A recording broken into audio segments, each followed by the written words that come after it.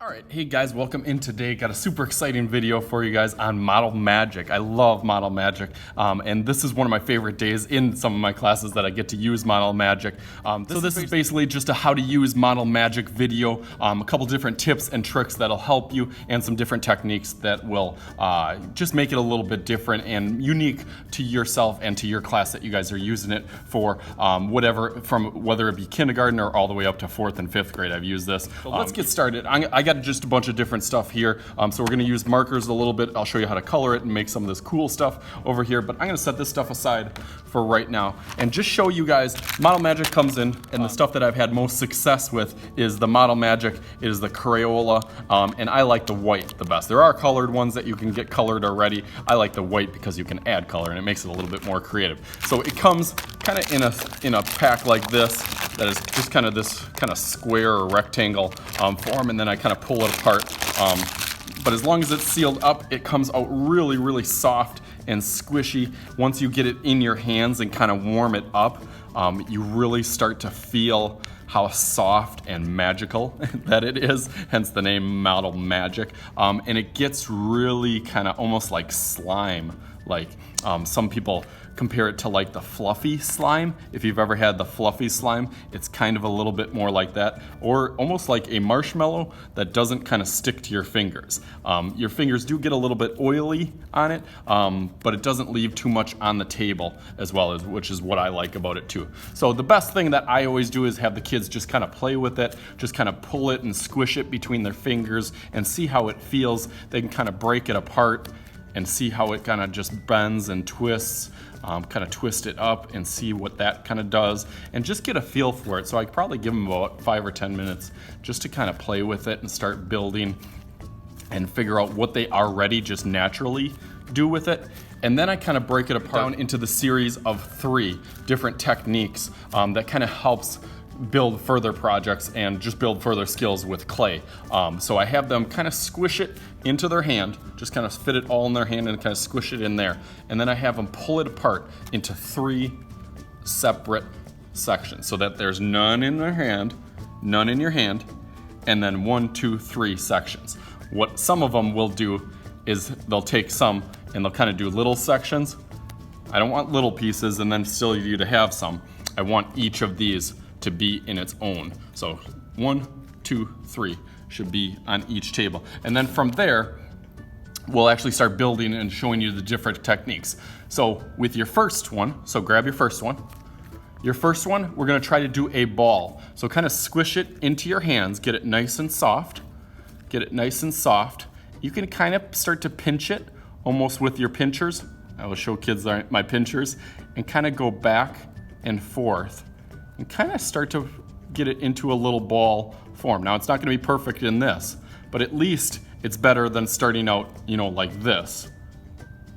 So if you have something like this already in kind of a rock or a ball form, then to get it into that round sphere is a little easier. So if you hold out your hands, almost like you're gonna get a gift or a present, you hold out your hands, and then on the top one, you wanna kind of leave the bottom one still, and then the top one you want to roll over the top, just lightly. So when your hands kind of curve like that, it's kind of making the circle in there. And then the more practice that you get with this, the better you'll get, and you'll be able to do it pretty fast by the time you get pretty good at it. But really, it starts to form into that circle right away and automatically starts to smooth those edges. So try to keep that bottom still and just roll on the top, nice and easy. If you push too hard, you're gonna kind of flatten it. So after a little bit of time, it'll start turning into a pretty good ball. It's a pretty good ball on there, I would say. So set that one aside, so now you know how to do the ball. Grab your next one. Your next one, you're gonna wanna squish into your fingers, so almost so you can see those fingerprints on there. And it starts to kind of stretch out automatically just by squishing it in there. You can kind of pull it apart a little bit, and you can probably already guess what we're gonna kind of make. So as you start doing that, you can push a little bit lighter as you go towards, and see how I kind of twist it. And you almost got a snake form already. From there, you want to apply even pressure. You don't want to push too hard. If you push kind of too hard, in one place, it'll start to go like this, and you don't want that, because then that's gonna break pretty easily. So you can go back. You can see how easy it is to get back to that form once you've done it a few times. Just kind of stretch it out. You want it to be almost thick. I kind of compare this to almost one of my markers. It's the same thickness all the way through, almost like your finger as well. It's about that same thickness. And then from here, lightly kind of go from one side to the other side in the middle and try to evenly put pressure on each side evenly as it rolls up and down the table. Almost like your hands are kind of the rolling pin, back and forth, back and forth. And then as you kind of stretch it out, you kind of push a little bit harder. Not too much, a little bit harder. See how this side's a little bit thinner? So I want to kind of get that middle a little bit thinner. And then you can see how it'll start to stretch out further and further and further. And as you get better and better at this, you can really stretch it out. And that's a good technique for doing like your snakes or your kind of coils in there. So already you kind of can see how that'll be my little snake or kind of worm structure onto that one. So that one I will set over here. So now our last one.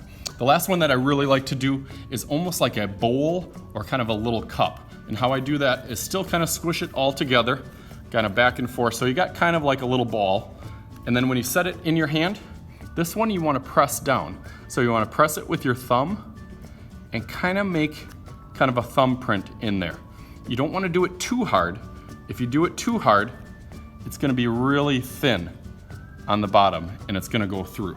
So you don't want it to be too thick or too thin. You want to kind of right in the middle. So I'll go back, kind of set it in there, kind of thumbprint right in there. And as you get that thumbprint, you'll start to see that you'll get almost like a little wall. And from there, you can kind of use your pinchers that we talked about before and kind of pinch and turn, pinch and turn, pinch and turn. You're kind of trying to make this about even.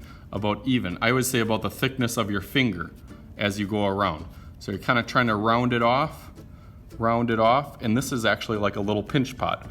And some of my kindergarten classes do pinch pots. So as you kind of turn it, you can also see that I'm not putting it on a flat hand. I'm kind of curving, just like when we made our ball. How we got that ball shape, again, is kind of in that spot. So we want to kind of curve this also in there.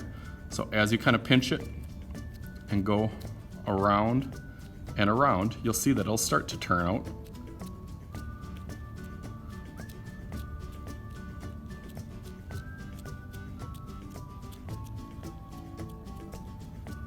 Kind of starts to turn out like a little bowl in there. So it starts to turn out like a little bowl. So those are kind of your three main shapes and main forms. My favorite one to kind of combine is kind of that snake form. So I'll just kind of combine the snake. I'll kind of make it a little bit longer and a little bit thinner. So I'll kind of stretch this one out.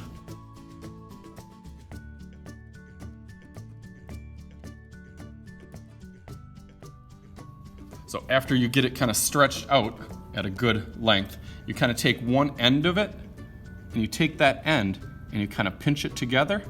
Not super hard, but just kind of lightly. And then you start to roll it up into itself, and then keep on going.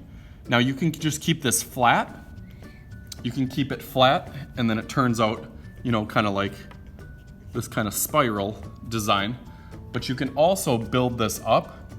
You can also build this up almost to like a pot. So if you kind of put it on top of each other, a little bit on top of each other, and this modeling clay sticks to itself so well. That's why a lot of people like modeling clay, because it really adheres or sticks to itself really good. So if you kind of set it on there and you get pretty good at it, you can start to make almost like a little basket or a little bowl or a coil pot, they call it, onto there.